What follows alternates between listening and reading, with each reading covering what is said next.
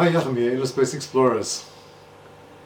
Today I am doing a reaction video, which is normally not my thing, but that was kind of requested by Woody yesterday. I saw this video and it's basically the reaction from Dive Talk to this Will Smith interview where he has this near-death experience. And before that there was a little bit of talk about the things that happened in Europe and boat show and go test dives and then obviously the submarine, and so there's a lot of things to talk about.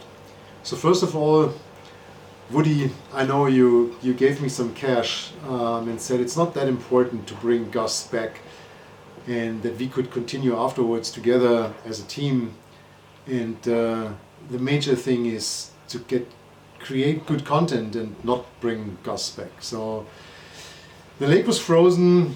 I mean, we manipulated the U-boat. The handle was already broken off and all of this, and then we couldn't take it in the water because there was all this ice. So he found all the things while sitting in the U-boat in a dry room. So I'm really sorry about this. So obviously I just wanted to show you that I didn't spend all the cash you gave me. I'll give it back to you. Sorry for that.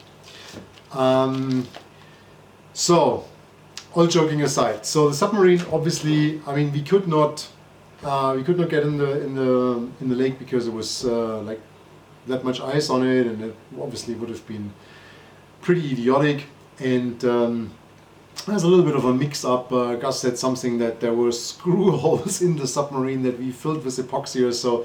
That's a mix-up. So the original submarine that sits in the German museum in Munich, they did not want people in the exhibit to open it, and that's why they like screwed it shut, which kind of ruined the mechanism how to lock it. And when I investigated this submarine to get a better idea of how to rebuild mine, I realized that, and I was super angry about it because I could not figure out how the lock mechanism originally was. So on our submarine, obviously there's no screw holes and no screws like this somehow going through. So that's a mix-up. But anyway, I just wanted to clarify that. And so the submarine goes in a test pool in the next couple of weeks to find any small leaks issues that otherwise Gus would have experienced, which probably would have been very funny. And then we'll go back to Graz in summertime and test it there with nice warm water, and then either we have Gus here again, depending on what Woody pays for that, or I'll find another victim to test that. And obviously you will be on board and we'll do some great video about it. So now to the ice diving and the Will Smith near-death experience. So yeah, you go under ice, you dive for 40 yards, and then you go up and then you're under ice. I mean, guess what? What a surprise. So probably Will Smith should not be underwater, and definitely not under ice. So in case Mr. Smith, you watch this, there's things to be done different. Anyway, but then, and the video I'm talking about, I'll put a link in the description, and I'll put a card here so you can watch it. It's hilarious. It's really awesome. And then there was this discussion about, and this is basically what I'm talking about today, is do you need like to be on a tether, like on a leash?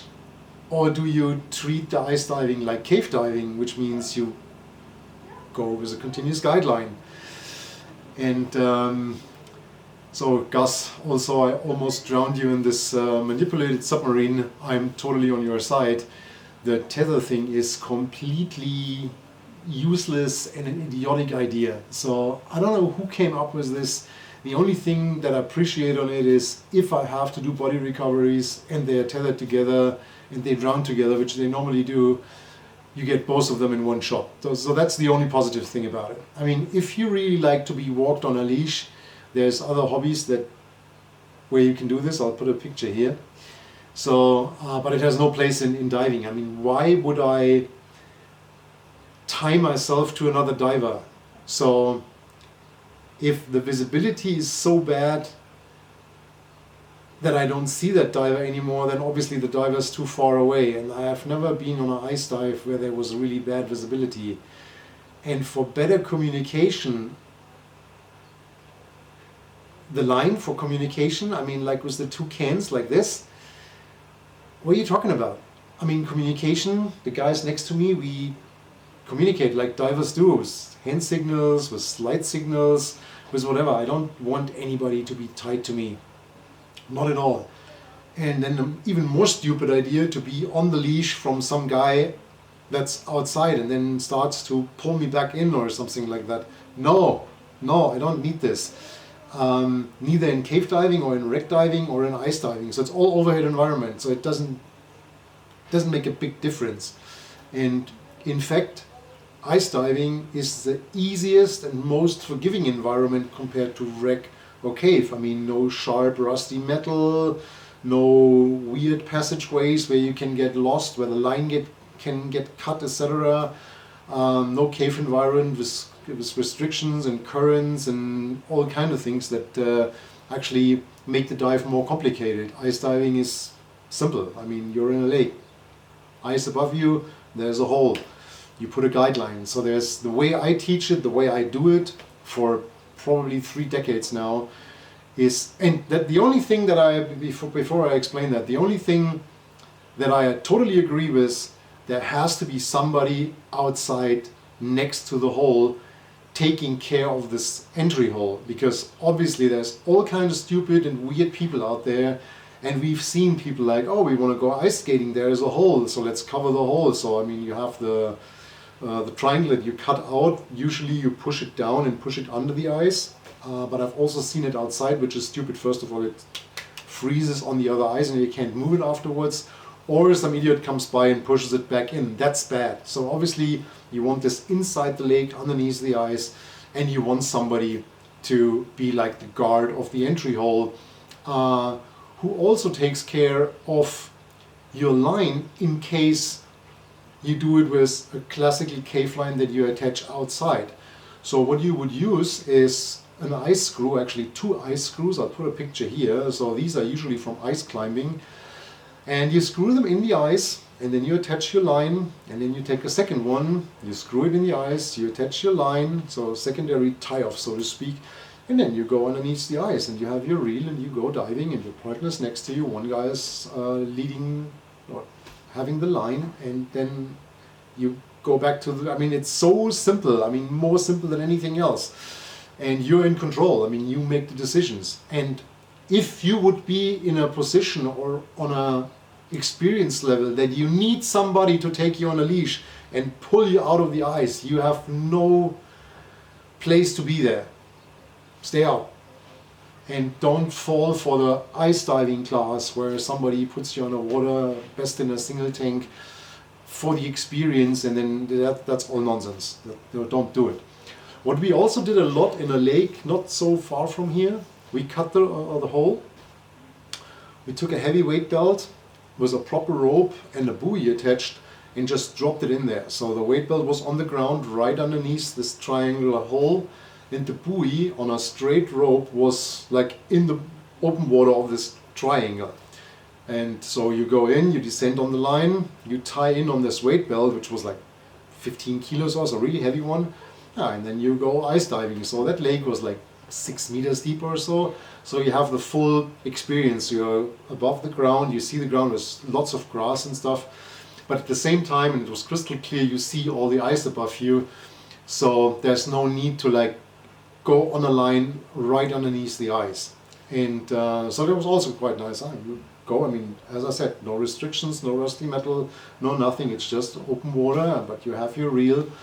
Yeah, then you turn around and reel back, and then you come to your line, and the line is going straight to that triangular hole in the ice, and there's obviously somebody again watching over you, be your guardian angel, so to speak, and make sure there's, first of all, nobody falling in that hole, ice skating or whatever, children, animals, and at the same time making sure nobody's doing something stupid to your safety measurements, so you have issues when you want to come back out. But this tether line thing just does not make any sense. I mean, the funny list that Woody's reading there for communication and safety and blah, no, it's not. And I mean, when you, in this Will Smith interview, he describes that aboard the dive, and then he wanted to grab the line to pull himself back to the surface, and he pulled off his mask.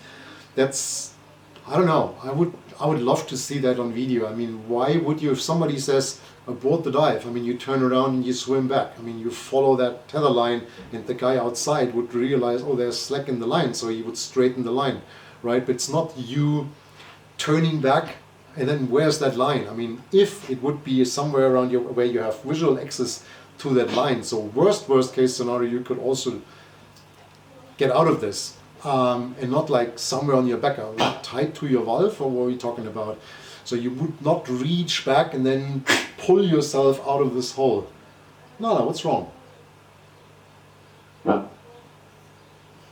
Anyway, and then at the same time, I mean, you reach back for your tether line and then you pull off your full face. Something odd in this story. So again, I would really love to see some video about this and figure out what they did there, or that's just a story to look a little bit more. Yeah. Anyway, so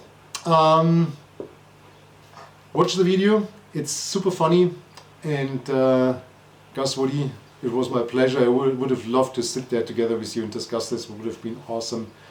And I'll see you guys soon, somewhere. Bye-bye.